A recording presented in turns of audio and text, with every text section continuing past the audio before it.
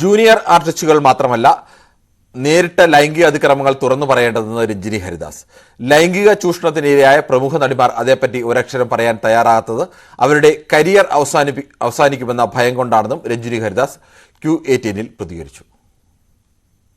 ഇപ്പം ഏറ്റവും കൂടുതൽ വന്ന് സംസാരിക്കുന്നത് ജൂനിയർ ആർട്ടിസ്റ്റ് ആണ്.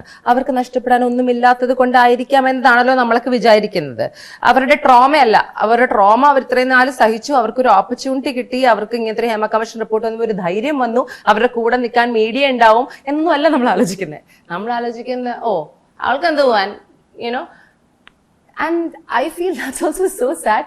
ഞാനും വിചാരിച്ചു, അതിനെക്കുറിച്ചല്ല, ഞാനും വിചാരിച്ചു എന്തുകൊണ്ടാണ് ഈ അനുഭവമുള്ള കുറച്ച് പോപ്പുലറായ ആൾക്കാർ വന്ന് സംസാരിക്കാത്തത് ഞാനും വിചാരിച്ചിട്ടുണ്ട്. ബിക്കോസ് ആ മോമെന്റിൽ ഈ സാധനം മാറും.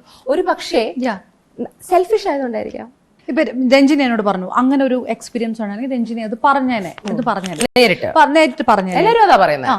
പക്ഷെ ഈ പ്രധാനപ്പെട്ട ആൾക്കാർ ഇത് പറയുന്നില്ല എങ്കിൽ ഈ ഹേമ കമ്മിറ്റി റിപ്പോർട്ടിന്റെ ശരിക്കുള്ള ആക്ച്വൽ ലക്ഷ്യം എന്താണ്, അത് കുറച്ച് കഴിയുമ്പോൾ വഴി മാറിപ്പോകില്ലേ? അങ്ങനെ ഒരു പേടി. I agree. പക്ഷെ ഇപ്പോൾ നമ്മളുടെ ഒരു മോട്ടീവ് മാക്സിമം ആൾക്കാരെ കൊണ്ട് പറയിക്കുക എന്നതായി മാറി അല്ലേ?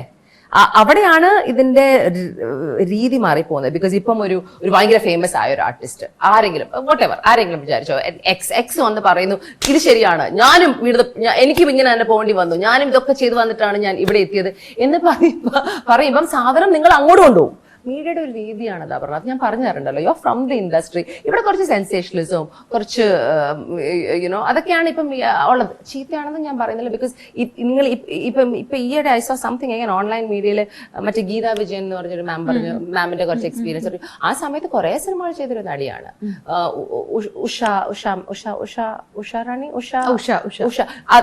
നമ്മൾ ഒരു സമയത്ത് കുറെ സിനിമകൾ കണ്ട ആക്ടേഴ്സ്. പക്ഷെ ഇവരൊന്നും മെയിൻ സ്ട്രീം നായികയിൽ വളരെ സൂപ്പർ ഹിറ്റ് പോപ്പുലർ ആയില്ല എന്നുകൊണ്ട് നമ്മളത് ഡിസ്റിഗാർഡ് ചെയ്യാൻ പാടുമോ?